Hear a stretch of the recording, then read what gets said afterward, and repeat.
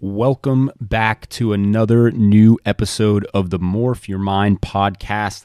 I am your host, Justin Wright. My co-host, Chrissy Barron, will be joining us momentarily as always. And before we get started, if you have not done so already, I want you to use the discount code podcast15. That's podcast15 at NOVA, the number 3, labs.com. You can get supplements to help with workout performance, quality of sleep, to help combat adrenal fatigue, all of that stuff. Great quality supplements. Use that discount code to save yourself some money. And so this week we are talking about a very important topic, something that I have been discussing with some of my personal clients as of late, and something that I can promise all of you have experienced at least once in your lifetime. But we're talking about being able to sever ties with toxic relationships, or at the least being able to set boundaries in your life for people who may be toxic and may be bringing you down. And a lot of times it's difficult to avoid these people, especially because we can typically find them someplace within our families.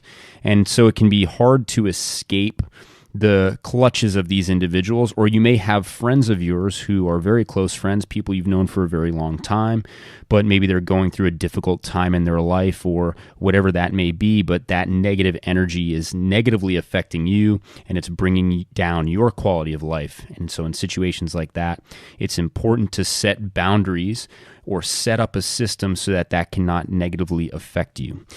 And when it comes to these individuals, I want you to think about the qualities that they may possess, or think about the qualities of people in your life that you want to avoid or actively avoid. So the circle we surround ourselves with is going to directly contribute to the type of person we become.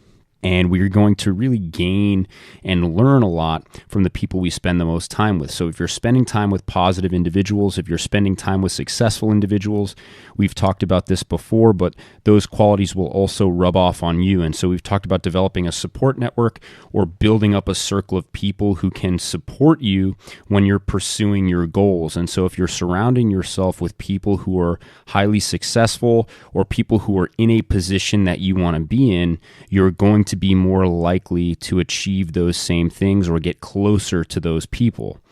But in the same way, if you're surrounding yourself with negative people, we're going to talk a little bit today about the victim mentality. If you're surrounded by people who consistently play the victim, then that will also rub off on you. And it's much more difficult to be successful when you're surrounded by people who are doing things that are the antithesis of success. So complaining, being frustrated with their situation, not working to improve. And so the victim mentality is something that is usually at the heart of this or of these toxic individuals. And so not all of them are necessarily malicious people. So what I want you to understand first before we get into this is these people are oftentimes not intentionally trying to do you harm. And that's a different subset of this, or a different category. But a lot of times these are just individuals who have what we call the victim mentality or the victim mindset. So these are the people who, when something bad happens to them, they always look for someone or something to blame. So instead of taking ownership of negative situations or of mistakes that they make, it's always somebody else's fault. And they're always trying to pass the buck to blame someone else or some other group of individuals for their problems.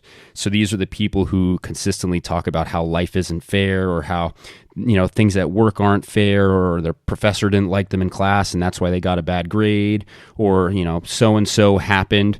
It's always putting the blame on someone else, because what they don't want to do is look in the mirror and understand that fundamentally, no matter what happens to us in life, most of the time it is within our control and it is our fault, the things that happen to us. Now, sometimes things happen that are completely out of our control, and I'm not talking about that. But most of the time, if you really think about it and you trace the origins of things that happen to us, chances are it is based in decisions or actions that we have made or taken. And so if you get passed over for a promotion at work, chances are that's related to your lack of hustle or your lack of proving your value to your employers. If somebody else gets that raise instead of you, there's likely reasoning for that or concrete evidence for that. Instead of just saying that it's not fair that you got passed up, or, your boss is mean, or they didn't see, your value, you need to look at the fact that you didn't distinguish yourself as being someone who deserved that. And so the people in your life who have that victim mentality and are always trying to shift the blame away from themselves and not take responsibility for the things that they have done to impact their lives, that is a toxic character trait that will directly impede your ability to be successful. So if you are surrounded by that on a consistent basis, that rubs off on us. Modern neuroscience has found that essentially the neurons that wire together, meaning the thoughts that we have more often and more consistently allow us to have those thoughts more easily in the future. So if you're a consistently negative person, or you're consistently surrounded by negative energy, then your brain activity is going to trend negative. And the same is also true on the opposite side. So if you're surrounded by positivity, if you're surrounded by people who take ownership for their actions, then you are going to be more positive, and you're going to be more likely to emulate those traits. So we need to actively avoid, or at least limit our exposure to people who refuse to take ownership or refuse to accept what they have done wrong in certain situations. And sometimes it's hard to avoid these people. Let's say they're in your family. If they're family members, you can't really sever ties completely, but what you can do is you can set limits on your exposure to that phenomenon, and we'll talk a little bit more about that later on. Now, aside from the victim mentality, it's also important that you can distinguish when people are being truly malicious. And narcissists are a textbook example of this, people who like to manipulate others. If you know someone, or you see signs of someone who is intentionally manipulating other people to serve their own purpose, this is textbook signs of narcissism. People who want to control others for their own means and their own ends, and they're often willing to be dishonest, and they're hiding the truth in a lot of situations because they want to play people's emotions. And if you start to notice these type of behaviors, or you start to see people who wear masks and act differently in front of different groups of people depending on who they're around, if you start to notice that people are, a little bit less than honest to essentially get what they want or get what they need, these are the type of people who are extremely dangerous, and these are often the ones who are hard to pull away from because they tend to be charismatic. They tend to be people who we have some type of past history with, and the difficult part is a lot of times we've essentially bought into their facade early on, and we truly believe that they're good people, or that they're friends of ours, or that they may have our best intentions at heart. But once you start to notice these negative behaviors, I want you to understand the importance of the ripple effect that occurs from that. So if we continue to succumb to, their whims and we play into their manipulations, we're empowering them to continue to control us. And it's very easy for them to just sprinkle in negativity that keeps us on the hook, and that can affect our ability to push forward and accomplish the things we want to accomplish. So as soon as you start to notice those negative behaviors, these are the individuals who it is very important you try to, if possible, sever ties from. Obviously, this is difficult when it comes to family members or people who you have to interact with, whether it's through work or otherwise. But what you can start to do is limit your exposure to these individuals.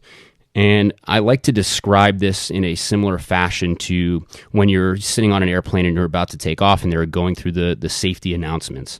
And they always say that in an emergency, you must secure your own oxygen mask before assisting others.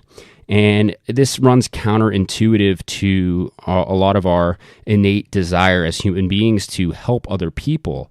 But the reason they tell you that is because if you become unconscious, then it doesn't matter how much you want to save those around you, you're not going to be able to help them. And so we always must secure our own oxygen mask first, meaning we must protect ourselves first. We must protect our own mental health before we can serve others successfully.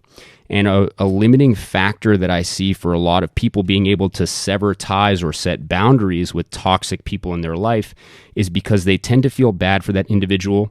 They tend to want to help that individual, and they tend to falsely believe that they have the ability to change that individual's mindset. A lot of times when people are stuck in these negative spirals, when they're stuck in that victim mentality, it doesn't really matter what you do. You're not going to be able to positively impact them or change their mind. And so if it's somebody you do care about or somebody you want to interact with somewhat, so maybe it's a very close friend or somebody in your family, it's important for you to limit your exposure by setting strict and clear boundaries with that individual. And sometimes it boils down to having a difficult conversation, being honest. So in a previous episode of this podcast, we talked about approaching hard conversations. And this is definitely something that is difficult to broach, a subject that's difficult to approach. But you may just need to outright tell that person that their mindset or their mentality is negative and is driving you down. And you need to limit your exposure to that. And I promise you that it will be uncomfortable. And I promise you that it may not be an easy thing to do at first. But understand that this is an example of putting your oxygen mask on first. It's on taking care of your own mental health so that you can give to others in your life. Because if you let one negative individual drag you down or sap your energy on a consistent basis, it's going to have a spiral effect and it's going to negatively impact your relationships with other people in your life. So if you don't want all of your relationships to struggle, if you don't want to have issues with negativity and that bringing you down and affecting other facets of your life, it's important that you have that honest conversation and you let that individual know that the negative effects of their mindset and their attitude are basically impeding your ability to be happy and to be successful. And if they negatively react to that feedback and they lash out, then unfortunately you may need to step away from that relationship for a period of time until that dies down. But sometimes that may actually be the message, particularly for people who are playing the victim or have that victim mentality. That may be exactly the message that they need to essentially pull themselves out of that situation and to start to actually open their eyes and take ownership of the things that they're doing wrong in their life.